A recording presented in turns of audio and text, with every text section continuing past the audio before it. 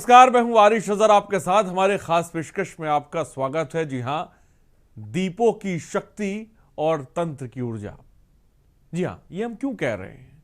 क्योंकि दिवाली का दिन जितना शुभ है उतना ही संवेदनशील भी है। यह हमें बताता है कि प्रकाश और अंधकार दोनों ही हमारे जीवन का हिस्सा है। जो साधक अपनी साधना को सतत रखते हैं उनके लिए दीपावली सिद्धि और कल्याण की प्रतीक बन जाती है। दीपावली तंत्र मंत्र की महारात्रि तिथि है। दीपों का पर्व दिवाली केवल धन और प्रकाश का प्रतीक नहीं है, बल्कि यह अदृश्य ऊर्जाओं और तांत्रिक सिद्धियों के लिए प्रबल मानी जाती है। साथ ही आपको बताएंगे वो छोटे उपाय जो आपके जीवन में बदलाव ला सकते हैं।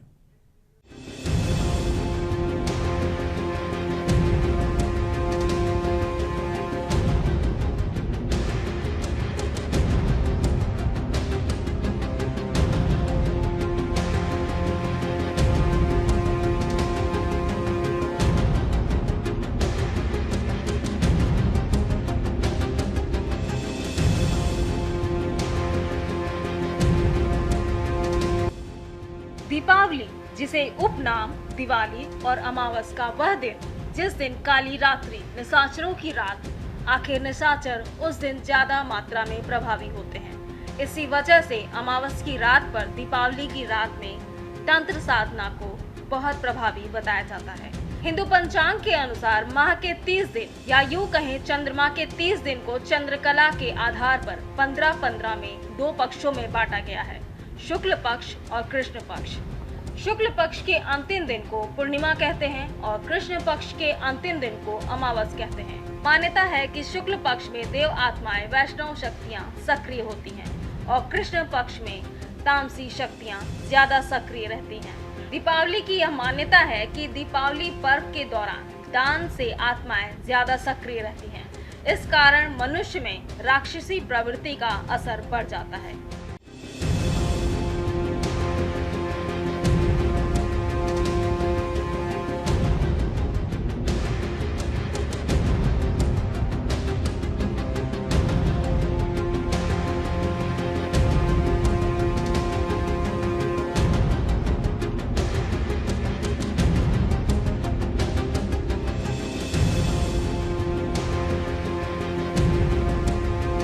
तंत्र मंत्र एक ऐसी विद्या है जिसके जरिए इस संसार को, इसके रहस्यों को, इसकी शक्तियों को समझा और उन्हें नियंत्रित किया जाता है। लेकिन कई बार लोग इस विद्या का प्रयोग लालच, ईर्ष्या, द्वेष आदि के चलते दूसरों का बुरा करने के लिए करते हैं। बताते हैं, तंत्र का अर्थ होता है सिस्टम, व्यवस्था। तंत्र में मंत्र और यंत्र का प्रयोग करके तथा दान, बलि आदि का प्रयोग करके देवी देवताओं को, यक्ष, गंधर्व, राक्षस, पिशाचों, प्रेत आत्माओं को प्रसन्न किया जाता है। ये तंत्र का पशु भाव से प्रयोग करना है। वहीं इसके उलट दिव्य भाव है। तंत्र से स्वयं को समझना, समाज को समझना, प्रकृति को समझना, ईश्वर को समझना, परम शिव को समझना, अपना कल्याण करना, समाज का कल्याण करना व मोक्ष की प्राप्ति करना है।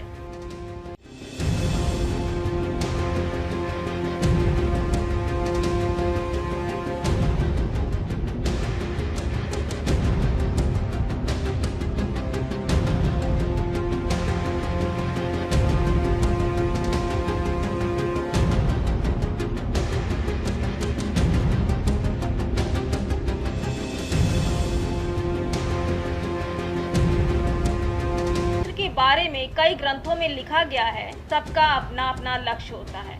किसी का लक्ष्य मोक्ष है तो किसी का राजपाट है, किसी का आसक्ति है, किसी का अपनी इच्छाओं को पूरा करना है। मारण मोहन, विद्वेषण, स्तंभन, उच्चाटन और वशीकरण सब तंत्र के भीतर ही आता है। बताते हैं कि कुछ राक्षस प्रवृत्ति के व्यक्ति आज के समय में अपनी गति का चिंतन न करते हुए अपने शत्रुओं पर अनेक तंत्र के प्रयोग करते हैं। कुछ व्यक्ति धन के लालच में आकर भी तंत्र का प्रयोग करते हैं। लेकिन याद रखिए, ऐसी भावना से जो भी व्यक्ति कुछ करता है उसे इसका फल भुगतना पड़ता है, क्योंकि आपको अपने कर्मों का फल भोगना ही होगा। वशीकरण सब तंत्र के भीतर ही आता है।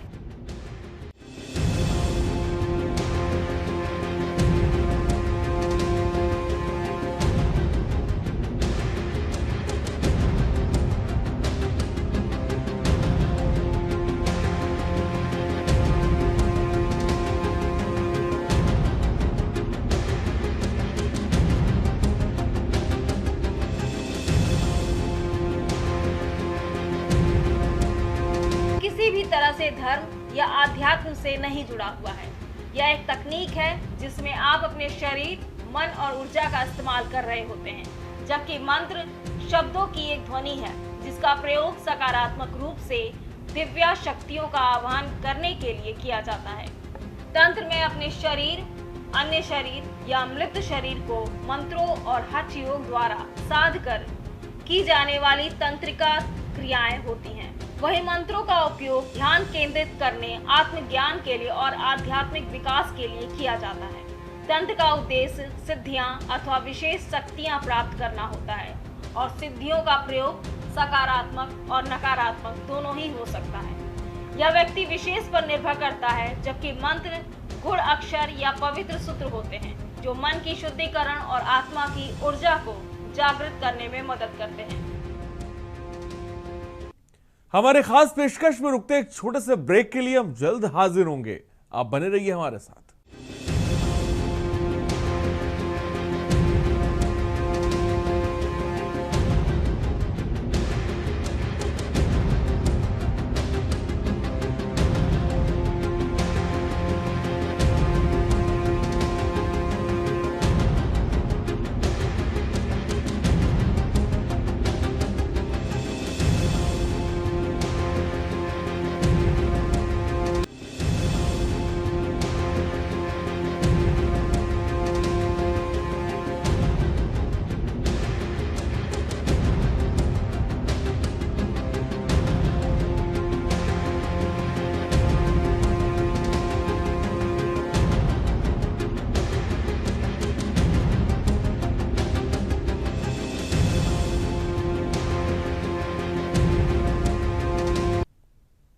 ब्रेक के बाद आपका स्वागत है।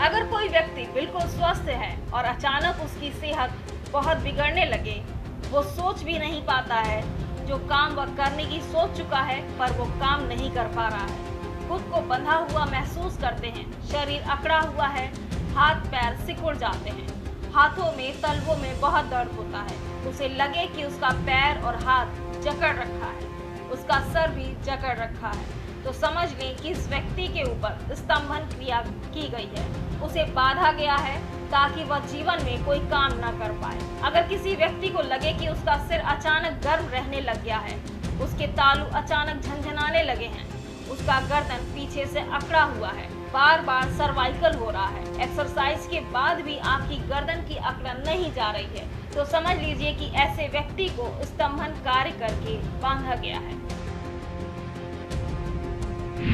डरे नहीं, तंत्र को समझें। तंत्र और मंत्र दोनों हिंदू धर्म में वेद और पुराण का हिस्सा है, लेकिन जब भी तंत्र का नाम लिया जाता है, लोग या तो इससे डर जाते हैं या फिर इसे काला जादू या बुरी शक्ति से जोड़कर देखते हैं। लेकिन सवाल यह है कि क्या वाकई में तंत्र का स्वरूप ऐसा है कि उससे डरने की आवश्यकता है? कई लोग तंत्र, तांत्रिक, जादू टोने का नाम सुनते ही डरने लगते हैं। ऐसा इसलिए भी क्योंकि कुछ स्वार्थी लोगों ने सीधे साधे लोगों को डराने धमकाने के लिए भी तंत्र क्रिया या तांत्रिकों के बारे में गलत प्रचार किया। इसी कारण लोग बिना सही जानकारी के इससे डरने लगे। लेकिन वास्तव में तंत्र विद्या में तो तरह तरह की साधनाएं होती हैं और दोनों के कार्य भी अलग अलग माने जाते हैं।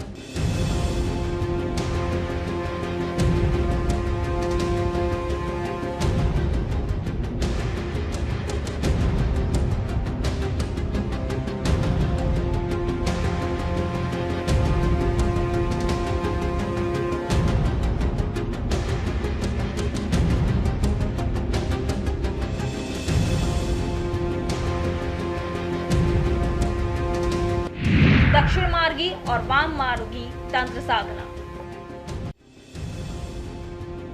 तंत्र शास्त्र में दो तरह की साधनाओं का वर्णन मिलता है। पहला दक्षिण मार्गी और दूसरा वाम मार्गी। तंत्र साधना, तंत्र क्रिया को वाम मार्गी साधना कहते हैं, जो असाधारण और भयावह होती है। लेकिन इस तंत्र साधना का परिणाम तुरंत मिलता है। असाधारण प्रत्यय करने पर इसकी प्रतिक्रिया भी असाधारण होती है। तांत्रिक साधना प्रकृति में छिपी शक्ति पर अधिकार करने का एक उपक्रम है। इस दौरान व्यक्ति के साथ जो भी घटित होता है वह अचानक ही होता है, जिसकी वह कल्पना नहीं कर सकता।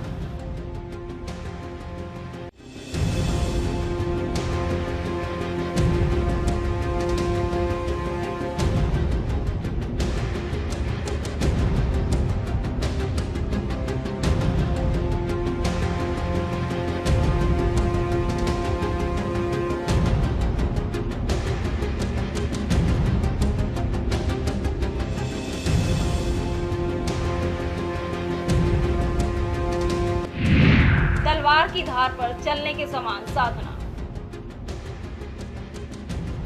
तांत्रिक क्रिया तंत्र साधना के बारे में कहा जाता है। इस मार्ग के पार्थिक के लिए यह कार्य तलवार की धार पर चलने के समान कठिन है। अक्सर ये देखा गया है कि बाजार में मिलने वाले तंत्र ग्रंथों में जो साधना विधियां लिखी गई हैं, वे बहुत अधूरी हैं। उनमें दो ही बातें मिलती हैं, एक साधन का फल, दूसरे साधन विधि का कोई छोटा सा अंग।